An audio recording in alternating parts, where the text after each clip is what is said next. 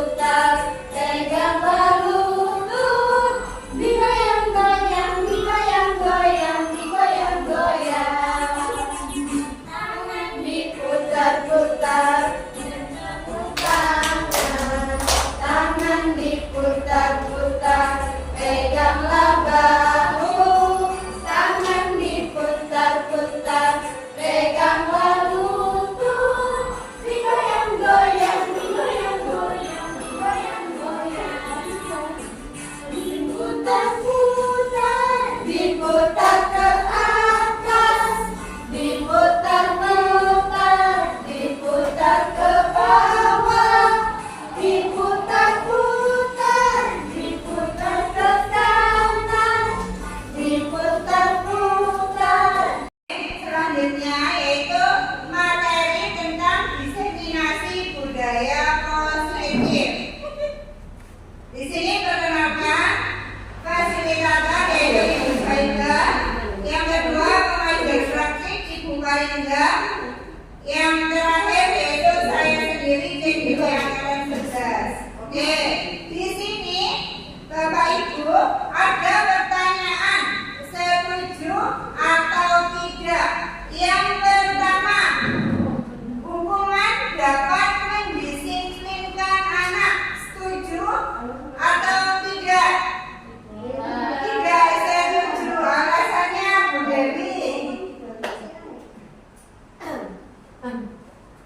Hukuman dapat mendisiplinkan anak. Saya tidak setuju. Kenapa? Karena dengan hukuman itu ada rasa takut nanti di dalam diri anak-anak tidak bisa dekat dengan kita, tidak bisa sharing dengan kita. Mereka takut kita berhukum. Jadi kita bisa dilabel berhukum. Ada labelnya guru penghukum ya Bu Dewi. Yang kedua, pemberian hadiah dapat meningkatkan prestasi siswa. Setuju apa tidak? Tidak setuju. Oke, begini.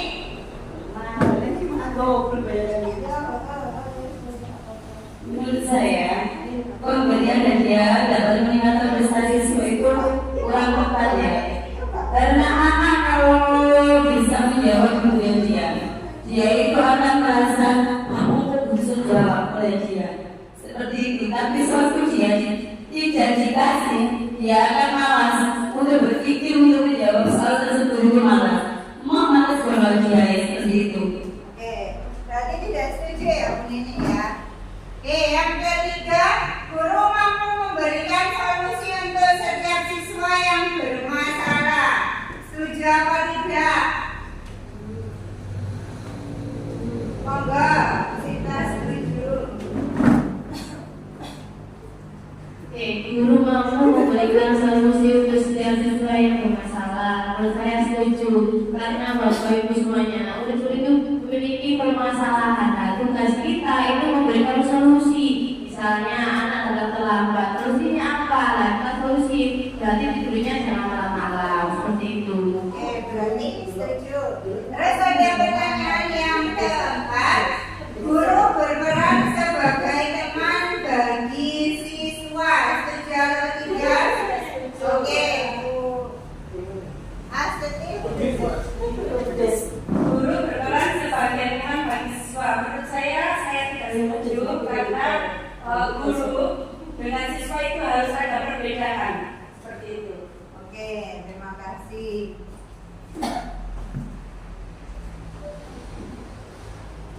Terima kasih, Astuti.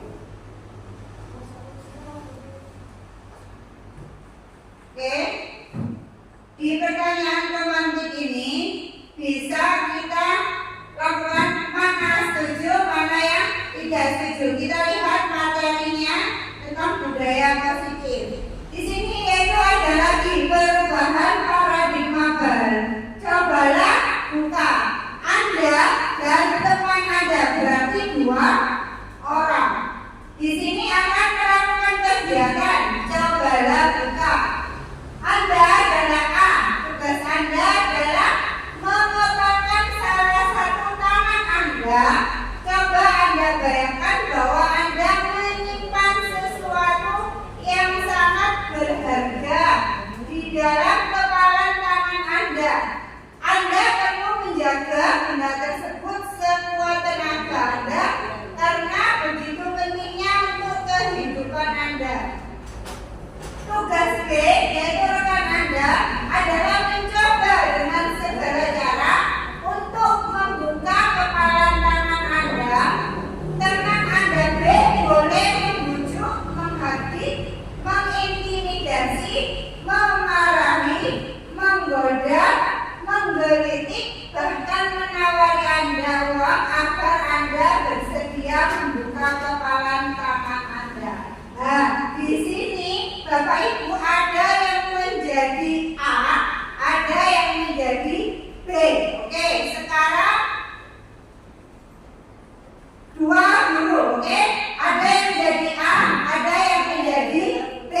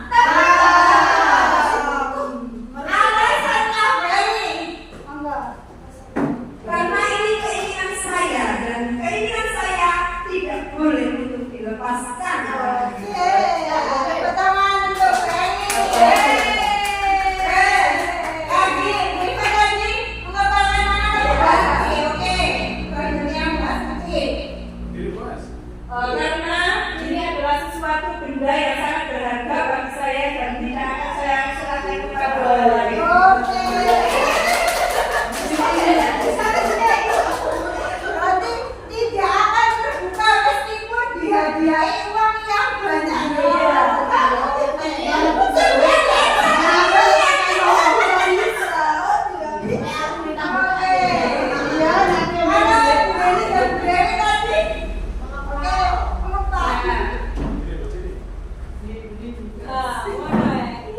Saya tadi tidak membuka tangan saya telah mengembang karena ini merupakan barang milik saya dan tidak boleh untuk orang lain.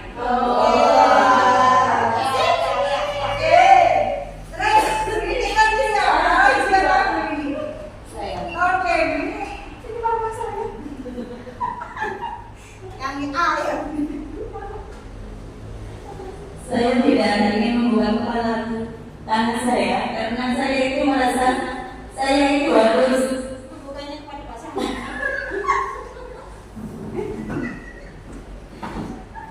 menjaga apa yang menjadi keinginan saya.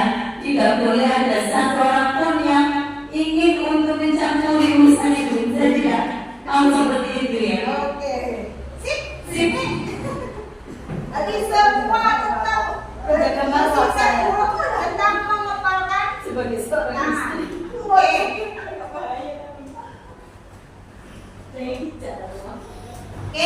Di sini ada teori kontrol. Teori kontrol adalah sebuah teori yang menjelaskan bagaimana individu merespons terhadap perasaan diri dan lingkungan. Teori berfokus pada bagaimana individu mengevaluasi situasi dan mengambil tindakan yang diperlukan untuk mencapai tujuan mereka. Oke, di sini ada perubahan paradigma teori kontrol, yaitu ilusi kontrol. Ilusi itu seperti sebenarnya buruk, tetapi terkesan baik, begitupun sebaliknya. Dan paradigma ini harus dirubah. Di sini ilusi guru mengontrol murid. Nah, di sini guru itu tidak boleh mengontrol murid.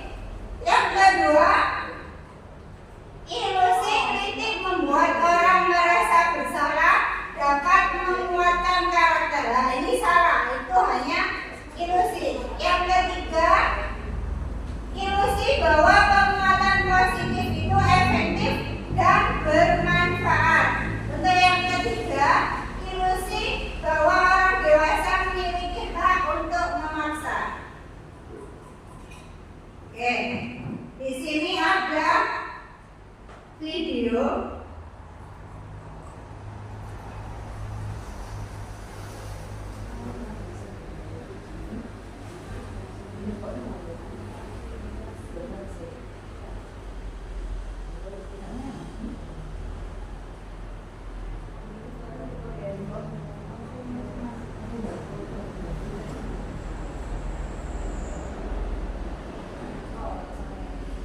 Ibu Dina adalah Videonya. Mari kita simak video kita. kepada siswanya dalam mengawasi dan memperbaiki perilaku indah tempat anak. Ibu Dina menggunakan pendekatan disiplin positif. Bagaimana Ibu Dina mengatasi perilaku indah tempat anak dengan pendekatan disiplin positif? Berikut pengalaman Ibu Dina dalam mengatasi pola kasus perilaku indah tempat anak. Kita simak pengalaman Ibu Dina. Orpa adalah siswa yang baik, rajin, dan aktif di kelas. Namun, ia sering datang terlambat ke sekolah. Ini jelas merugikan Orpa karena ia sering ketinggalan pelajaran. Arman adalah teman sekelas Orpa. Arman selalu punya alasan yang sama untuk tidak mengerjakan tugas di rumah. Ia kecanduan bermain game di HP hingga larut malam. Berikut adalah langkah-langkah pendekatan disiplin positif berdasarkan apa yang dilakukan oleh Ibu Dina. Menerapkan disiplin positif dengan konsekuensi logis yang menekankan pada solusi. 1. Membangun hubungan positif dan kepedulian terhadap siswa, baik secara verbal dan non-verbal. Ajak anak berbicara dengan sikap yang menunjukkan kepedulian terhadap persoalan yang dihadapi anak. 2. Temukan penyebab sesungguhnya. Salah satunya dengan cara berdialog. Minta anak menjelaskan urutan kejadian.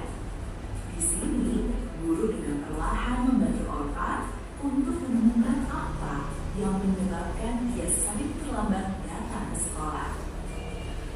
Orfa menjawab, Saya sering terlambat bangun tidur. lanjutkan menggali informasi lebih jauh dengan pertanyaan-pertanyaan yang menuntut anak agar menemukan penyebab sesungguhnya. Bila Orfa merasa nyaman berbicara dengan ibunya, maka ia akan mengatakan masalah yang sesungguhnya. Bukan Bu, saya mengalami hingga larut malam. Mintalah anak bermotivasi kembali penyebabnya setelah guru dan anak menemukan penyebab sesungguhnya. Situasi Arman mungkin sedikit berbeda. Arman tidak menjawab ketika ia ditanya. Mungkin ia takut. Untuk itu, Ibu Dina perlu mengingatkan Arman bahwa ia bermaksud membantu Arman. Ini juga penting untuk membuat Arman merasa nyaman. Bila anak belum juga menjawab, maka guru perlu terus berusaha meyakinkan siswa bahwa ia berniat membantu dan membuat Arman nyaman. Jika Arman merasa nyaman dan percaya bahwa Ibu Dina akan membantunya, maka ia akan menyampaikan masalahnya atau curhat kepada Ibu Dina. Saya sering bermain game di HP dan saya sering tidak sadar kalau sudah larut malam Bu. 3. Minta pendapat. Langkah selanjutnya adalah meminta pendapat siswa tentang dampak negatif dari perilaku tidak tepat mereka. 4. Memberi pengertian tentang dampak atau akibat. Anak-anak mungkin bingung dengan pengertian tersebut. Oleh karenanya, guru perlu memberikan pengertian dan contoh dari setiap dampak negatif dari perilaku tidak anak. Dengan melakukan ini, anak akan memahami dampak dan kemudian sadar bahwa apa yang mereka lakukan itu memiliki dampak yang buruk bagi mereka. 5. Mempertegas pembelajaran. Bila anak sudah paham, maka guru dapat mempertegas pembelajaran dan masalah yang dihadapi anak.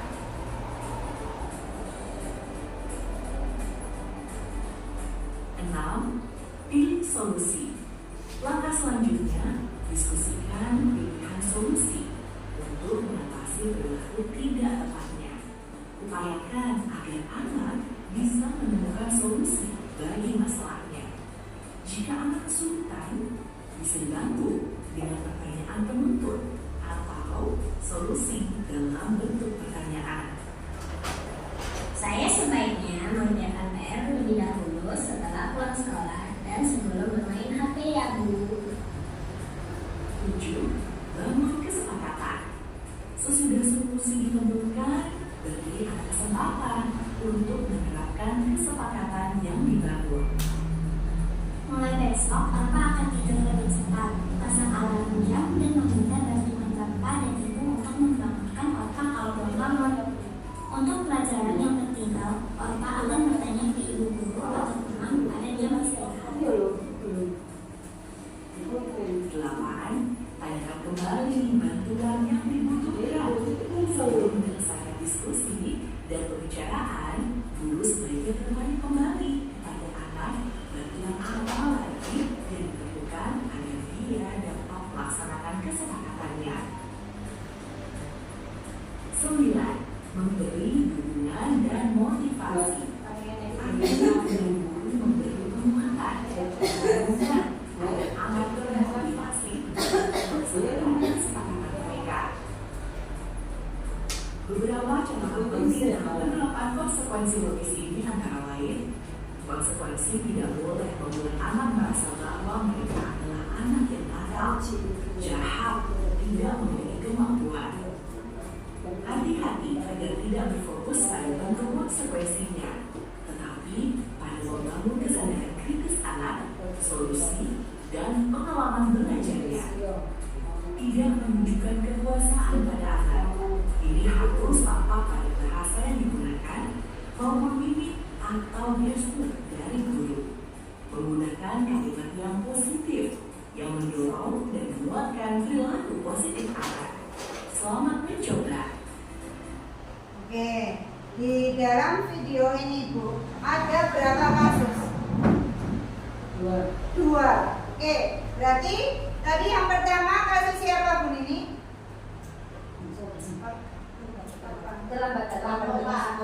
Arfa. Oke, berarti terlambat datang ke sekolah. Yang kedua yaitu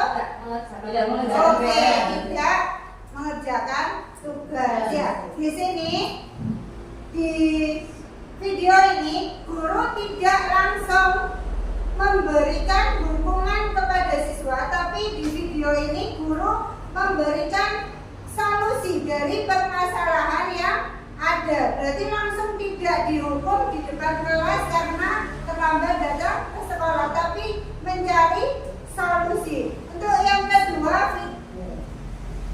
yaitu Arman. Di situ Arman tidak mengerjakan tugas. Meskipun tidak mengerjakan tugas, dia tidak langsung dihukum oleh ibu guru, tapi diberikan solusi. Di sini yaitu konsekuensinya tidak boleh membuat anak merasa bahwa mereka adalah anak yang nakal, anak yang jahat, anak yang tidak memiliki kemampuan. Yang kedua yaitu di sini hati-hati agar tidak berfokus pada bentuk konsekuensinya, tetapi ada membangun kesadaran kritis anak, solusi dan pengalaman belajarnya. Yang ketiga, tidak menunjukkan kekuasaan pada anak. Ini harus tampak pada bahasa yang digunakan maupun mimik atau gestur dari guru. Yang keempat yaitu menggunakan kalimat positif yang mendorong dan menguatkan perilaku positif pada anak. Oke, selanjutnya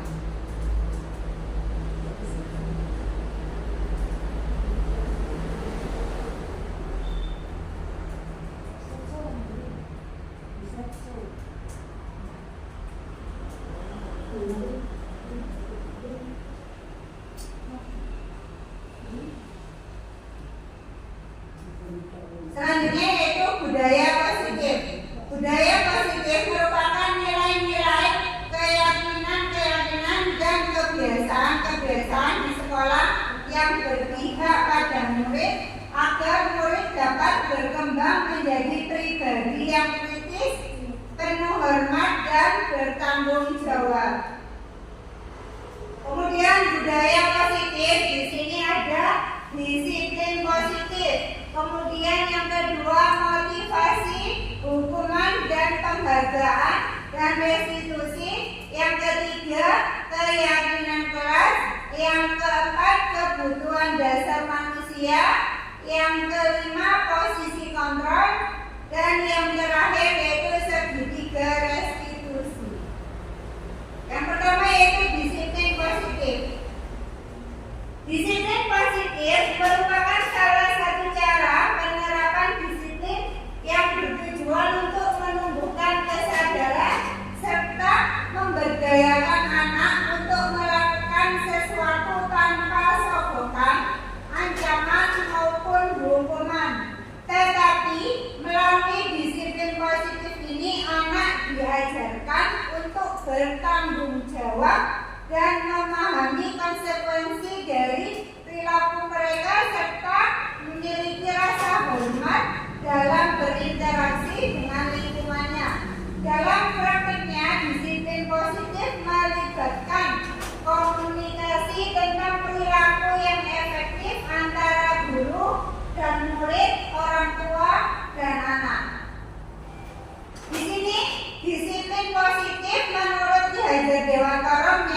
bahwa untuk mencapai kemerdekaan dalam teks pendidikan kita saat ini dan untuk menciptakan murid yang merdeka, syarat utamanya adalah harus ada disiplin yang kuat.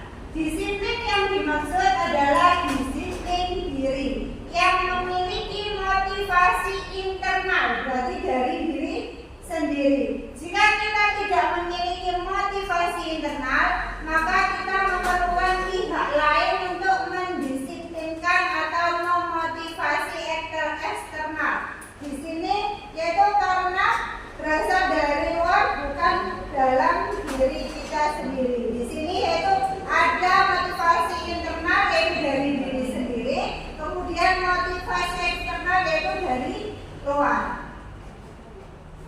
Disiplin positif akan membawa murid pada nilai kebajikan yang sesuai dengan profil pelajar Pancasila. Di sini setiap hari kita sudah membacakan ya Bu, sebelum kita masuk ke dalam kelas, yaitu profil pelajar Pancasila. Yang pertama, beriman bertakwa kepada Tuhan Yang Maha Esa dan berakhlak mulia. Yang kedua yaitu mandiri. Yang ketiga, bernalar kritis, kreatif, bergotong royong, dan berkebinekaan global. Terus yang kedua, teori motivasi, hukuman dan penghargaan dan restitusi. Teori motivasi. Di sini dalam Diana dosen dalam bukunya Restitution School Disiplin menyatakan ada 3 motivasi perilaku manusia. Yang pertama, untuk menghindar ketidaknyamanan atau hukuman. Yang kedua, untuk mendapatkan imbalan atau penghargaan dari orang lain. Yang ketiga, untuk menjadi orang yang mereka inginkan dan menghargai diri sendiri dengan nilai-nilai yang mereka percaya. Nah, di sini hukuman dan penghargaan. Hukuman dan penghargaan merupakan konsep yang gagal. Hukuman bersifat tidak terencana atau tiba-tiba.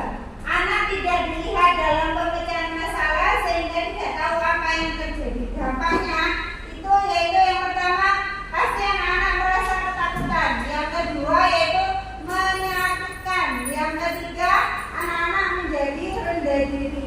Terus di penghargaan berlaku sama dengan hukuman dalam arti atau membujuk seseorang untuk melakukan sesuatu demi mencapai tujuan orang yang meminta atau membujuk. Dampaknya itu merusak hubungan dan yang kedua menurunkan kualitas anak. Jadi di sini hukuman dan penghargaan merupakan konsep yang gagal.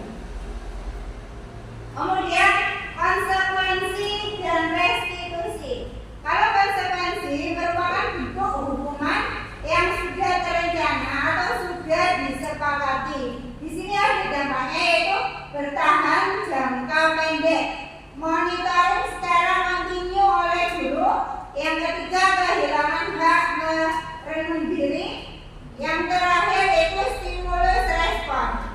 Kemudian ada restitusi, yaitu proses menciptakan kondisi bagi murid untuk memperbaiki kesalahan mereka sehingga mereka bisa kembali pada kelompoknya dengan karakter yang lebih kuat. Dampaknya yaitu bertahan jangka panjang. Kemudian murid menghormati dirinya dan orang lain. Yang ketiga, murid bersemangat memperbaiki dirinya. Kemudian perbedaan implementasi. Di sini ada hukuman, konsekuensi dan restitusi. Guru menghukum siswa yang tidak mengerjakan PR dengan berdiri di depan kelas dan menulis saya tidak akan mengulanginya lagi sebanyak 2 lembar. Guru marah dan murid takut. Ini termasuk hukuman. Kemudian konsekuensi. Guru mengingatkan konsekuensi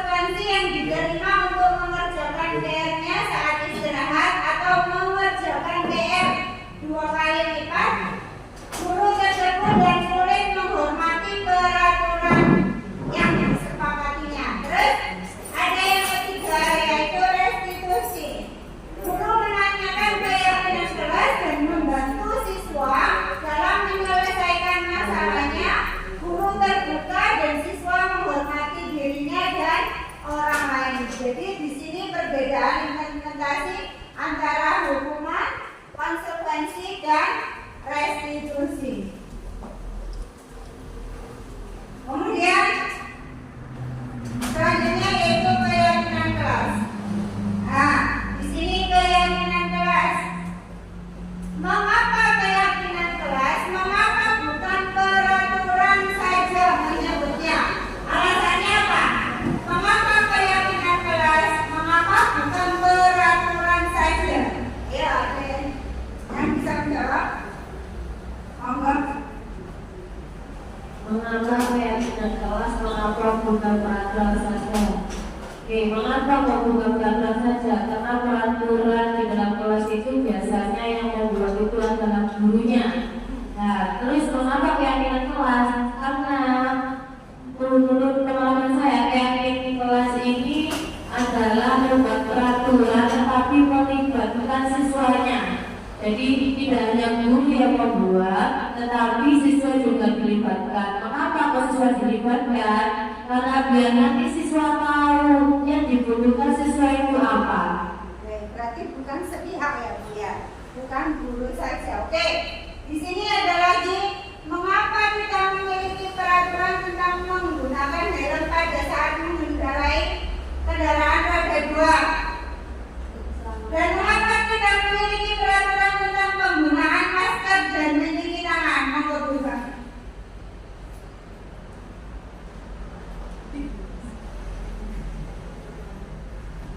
Mengapa kita memiliki peraturan tentang penggunaan helm pada saat mengendarai kendaraan roda 2? Tentunya untuk keselamatan kita dalam berkendara. Oke, berarti Mencet tinta. terus kemungkinan jawaban Anda adalah untuk keselamatan ya Bu Iva ya. Di sini nilai-nilai keselamatan atau kesehatan ini yang kita sebut sebagai suatu keyakinan atau nilai-nilai kebajikan universal yang disepakati secara tersirat atau tersurat lepas dari latar belakang suku, negara, bahasa, dan agama.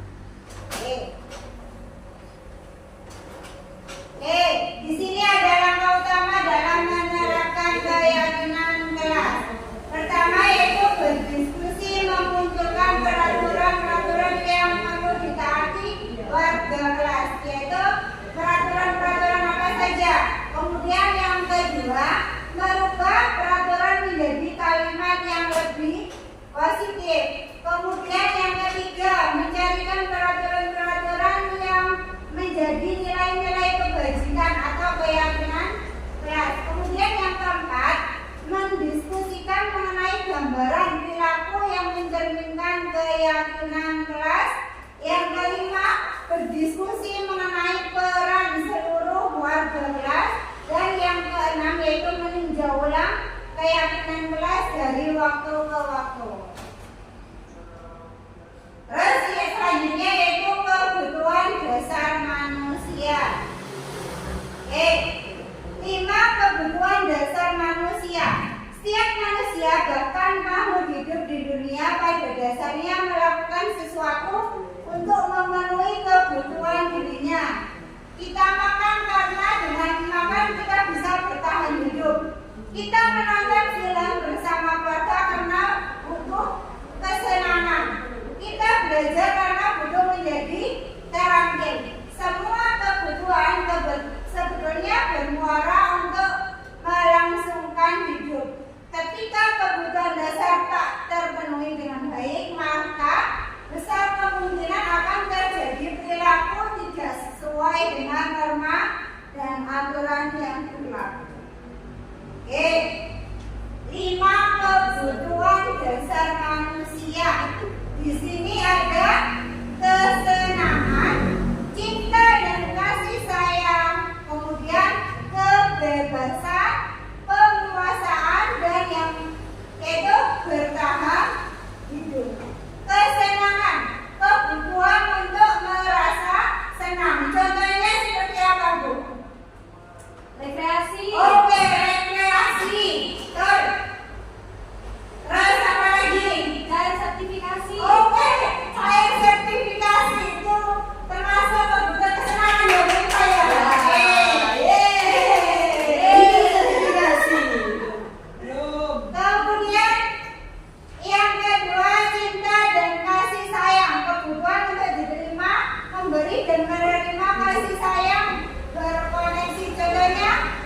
saling keluarga. Oke, yang harmonis, kasih sayang keluarga, ya teman. Dan sayang teman yang sefrekuensi. Punya teman yang sefrekuensi. Kasih sayang. Terus ada kebebasan, kebutuhan pilihan dan kemandirian, yaitu otonomi. Di sini bebas untuk berpendapat. Terus yang keempat penguasaan, yaitu kebutuhan pengakuan atas kemampuan prestasi kemudian diakui. Yang terakhir yaitu bertahan hidup, kebutuhan fisiologis. Contohnya Nabi apa? Makan. Itu nafas.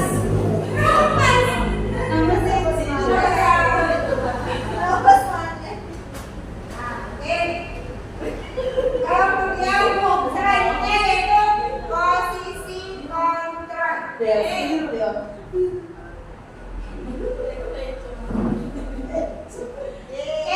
Di sini ada 5 posisi kontrak buruk. Itu yang pertama menghukum, membuat rasa bersalah, kemudian menjadi teman, menjadi pemantau, dan yang terakhir yaitu manajer. Oke, di sini ada 5 posisi kontrol. Motivasinya dulu berbuat, menghukum, menghardik, menunjuk, menyakiti, terus kemudian menyindir. Itu termasuk menghukum. Kemudian guru berkata, kalau kamu tidak melakukannya, awas ya, rasakan. Itu termasuk menghukum. Kemudian hasilnya memberontak, menyalahkan orang lain, kemudian berbohong. Di sini kemudian kaitannya dengan dunia berkualitas, yaitu murid meletakkan guru di luar dunia berkualitas. Kemudian berkata, biarkan saja, nanti juga marah-marah lagi. Kemudian dampaknya kepada murid mengulangi kesalahan lagi. Jadi penghukum ini harus kita hindari sebagai guru. Kemudian ada membuat orang merasa bersalah. Di sini yaitu guru berbuat berceramah dan mengatakan seharusnya. Terus kemudian ibu kecewa dengan perilaku kamu nak. Ini tidak boleh membuat orang merasa bersalah. Kemudian ibu berkata, kamu seharusnya, kamu sudah tahu ibu lelah sekali mengatakannya, ibu stres. Di sini seakan-akan bosen anak-anak dia. Terus kemudian hasilnya menyembunyikan, menyangkal, dan berbohong. Kaitannya dengan dunia berkualitas, yaitu murid meletakkan guru di dalam dunia berkualitas. Terus murid berkata, maaf kan saya. Terus dampaknya kepada murid yaitu merasa rendah diri. Nah, ini termasuk menghindari guru tidak boleh menghukum dan membuat orang merasa bersalah. Oke, kemudian yang ketiga sebagai teman. Ini identitas berhasil atau sukses kontrol dari luar, yaitu guru membuat alasan-alasan untuk muridnya. Kemudian ayolah dilakukan demi ibu. Masa kamu tidak mau ingat, tidak ibu bertambah doa. Ini guru berkata. Kemudian hasilnya yaitu ketergantungan. Kaitan dengan dunia berkualitas, yaitu guru meletakkan guru di sebagai orang yang sangat penting di dunia berkualitas. Murid berkata, saya pikir bapak atau ibu teman saya, ternyata begitu. Dampak pada murid yaitu lemah, tidak mandiri, dan saling ketergantungan. Kemudian sebagai pemantau, yaitu guru berbuat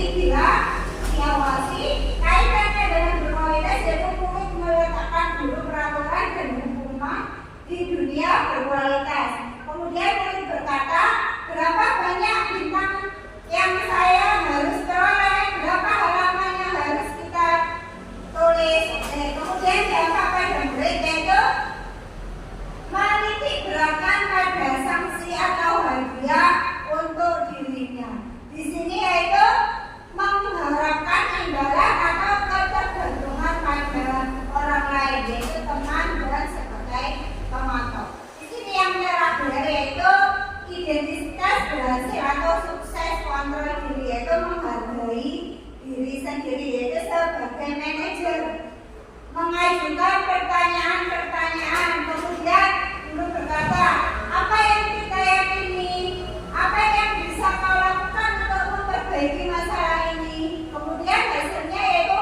menguatkan pribadi. Kemudian murid berkata, bagaimana caranya saya bisa memperbaiki keadaan. Kemudian dampak pada murid yaitu mengevaluasi diri, bagaimana cara memperbaiki diri. Oke, di sini posisi kontrol guru yang baik yaitu sebagai manajer. Posisi manajer adalah posisi di mana guru berbuat sesuatu bersama dengan murid, mempersilahkan murid bertanggung jawab atas perilakunya, mendukung murid agar dapat menemukan solusi atas permasalahannya sendiri. Seorang manajer telah memiliki keterampilan posisi teman maupun pemantau, dan dengan demikian bisa jadi di waktu-waktu tertentu kembali pada kedua posisi tersebut bisa diperlukan. Kemudian di posisi manajer, murid diajak untuk menganalisis kebutuhan dirinya maupun kebutuhan orang lain. Di sini menekankan bahwa pada kemampuan membuat konsekuensi, namun dapat berkolaborasi dengan murid bagaimana memperbaiki kesalahan yang ada. Yang terakhir yaitu segitiga restitusi.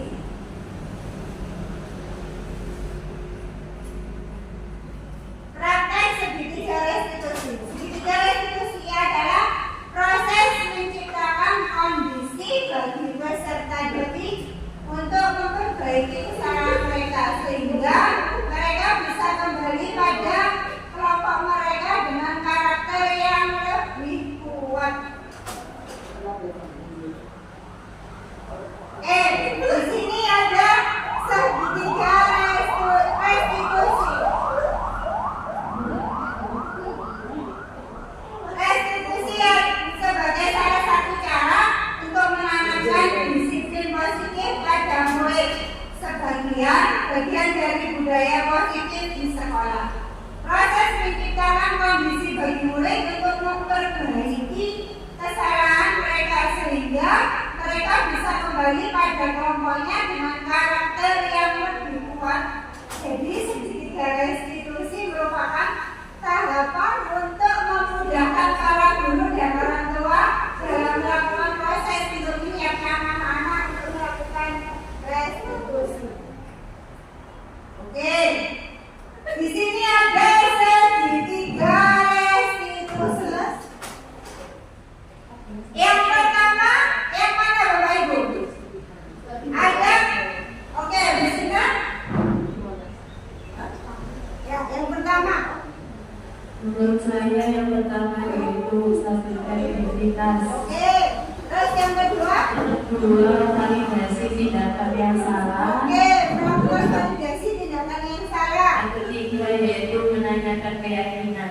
Oke, yang ketiga yaitu menanyakan keyakinan. Oke, terima kasih Pak Sinta. Di sini yaitu menstabilkan identitas. Setiap orang pasti pernah melakukan kesalahan. Kamu bukan satu-satunya yang pernah melakukan ini. Berarti ini merupakan menstabilkan identitas. Yang kedua, berarti validasi tindakan yang salah. Kamu tentunya punya alasan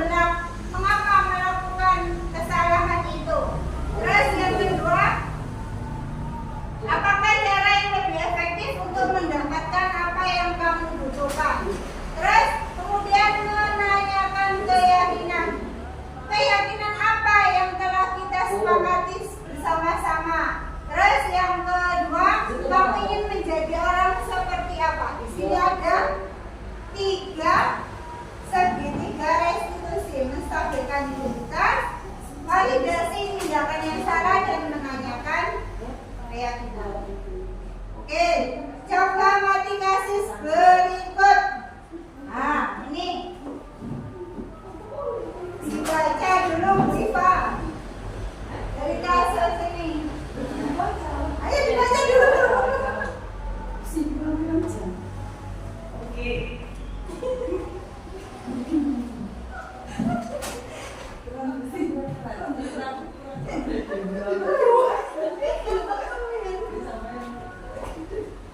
Ibu Dani Ketiga. oke oke. Ini apa yang pojok? Pada 7 menit. Mas. Ini berapa?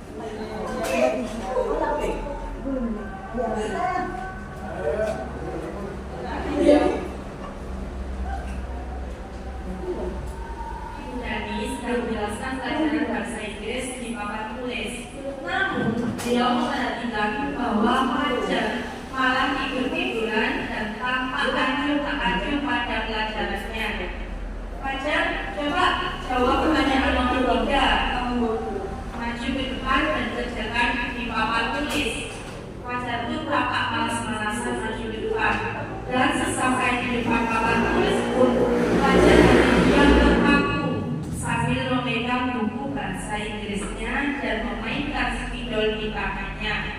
Ayo Fajar, makanya jangan tidur-tiduran. Lain kali perhatikan.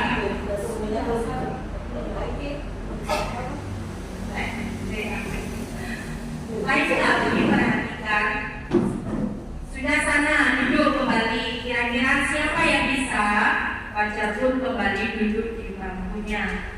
Seperti ini sudah seringkali terjadi pada Fajar. Seperti tidak memperhatikan, acuh tak acuh, dan nilai-nilainya pun tidak terlalu baik untuk pelajaran bahasa Inggrisnya. Pada saat ditegur oleh Ibu Dani, Fajar hanya menjawab, tidak tahu Bu. Ibu Dani pun menjawab diri, gimana kamu Fajar? Kamu tidak kasihan sama ibu ya? Ibu sudah capek-capek mengajarkan kamu. Kamu tidak kasihan sama ibu. Dan Fajar pun diam. Di sini ada pertanyaan yang pertama. Posisi kontrak apa yang diambil dari Ibu Dani dalam pendekatannya kepada Fajar? Merasa salah. Oke. Karena di situ ada kalimat. Alasannya apa? Kalau nggak salah tadi ada kalimat Fajar, kamu tidak kasihan ya sama ibu lah. Itu menandakan guru tersebut posisi kontrolnya di pembuat rasa bersalah. Oke.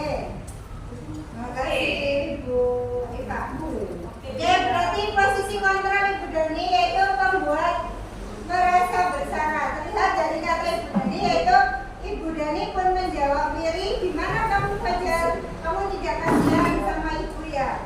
Ibu sudah capek-capek mengajarkan kamu, tidak kasihan sama ibu. Dan Fajar diam membisu. Ayo Fajar, makanya jangan tidur-tiduran. Lain kali perhatikan, sudah sana duduk kembali. Kira-kira siapa yang bisa? Di sini termasuk posisi kontra pembuat merasa bersalah. Yang kedua yaitu membaca sikap Fajar. Kira-kira kebutuhan apa yang diperlukan oleh Fajar? Kebutuhan tadi adalah apa saja Bu? Kebutuhan kasih sayang, kesenangan, kebebasan, kekuasaan. Termasuk apa? Senang.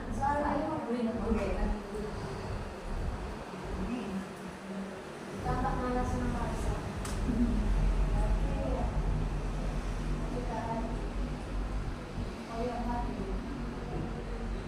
Jadi kesan apa itu? Siapa? Saya juga. Oke, berarti kebutuhan yang didapat Fajar adalah kebutuhan perasaan berterima dan kasih sayang, karena bisa jadi pembelajaran yang dilakukan Ibu Dani terlalu monoton dan tidak bervariasi sehingga Fajar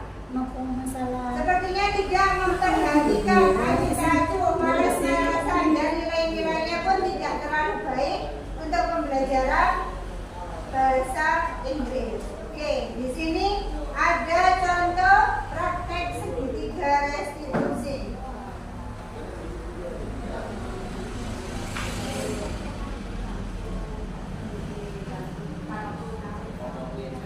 Nah, di sini. Oke, 45.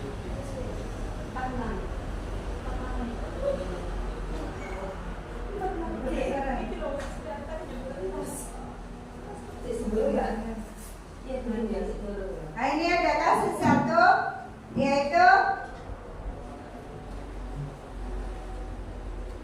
Mas Kevin membuang sampah tidak pada tempatnya. Nah, di sini terus kemudian saya memanggil Mas Kevin, yaitu untuk menanyakan, itu menstabilkan identitas, kemudian validasi tindakan yang salah. Mengapa melakukan perbuatan itu? Kemudian menanyakan keyakinan yang sudah kita sepakati bersama-sama. Itu kasus yang pertama.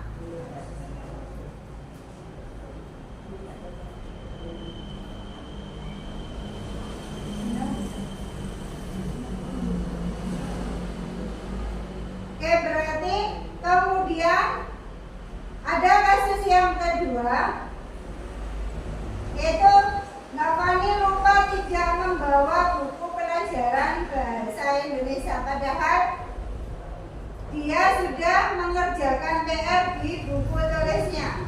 Kemudian saya memanggil Navani, kemudian menanyakan menstabilkan identitasnya. Semua pasti melakukan kesalahan. Kemudian langkah selanjutnya yaitu validasi tindakan yang salah. Alasannya, mengapa sampai lupa membawa buku. Kemudian yang terakhir yaitu menanyakan keyakinan yang sudah dibuat. Oke, ini contoh dari segitiga restitusi yang saya laksanakan. Kemudian sudah materinya sampai segitiga restitusi. Sekarang refleksi tentang apa yang didapat dari kegiatan ini. Oke, monggo Bapak Ibu merefleksikan. Monggo. Ya, oh habis. Ya, monggo merefleksikan tentang apa yang didapat dari kegiatan hari ini. Monggo Bu Sinta. Oke, jadi yang saya simak tadi, saya mendapatkan baru bahwasanya budaya positif di sekolah bukan hanya mempengaruhi proses belajar mengajar, tetapi juga membentuk karakter dan perilaku murid. Jadi kita sebagai guru harus memperhatikan karakter anak, tidak hanya memperhatikan akademik saja. Oke, terima kasih Bu Sinta. Kemudian satu lagi, refleksi tentang apa yang didapat dari kegiatan hari ini. Monggo. Monggo. Berikan. Bu Eli, monggo Bu Eli.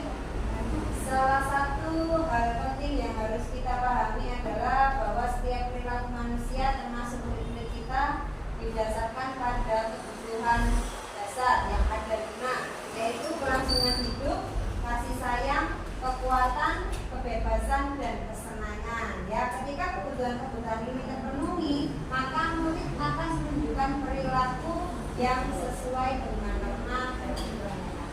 Oke. Kesimpulannya yaitu budaya positif merupakan perwujudan dari nilai-nilai atau keyakinan universal yang diterapkan di sekolah. Budaya positif di sekolah tidak dapat diciptakan secara instan. Dalam penerapan budaya positif di sekolah diperlukan tuntunan atau tauladan dari seorang guru. Guru harus menjadi contoh yang baik sehingga murid dengan kesadaran sendiri akan mengikuti dilakukan oleh guru. Oke, terima kasih. Sekian yang bisa saya sampaikan, yaitu materi tentang budaya positif. Apabila ada salah kata, saya mohon maaf yang sebesar-besarnya. Assalamualaikum warahmatullahi wabarakatuh.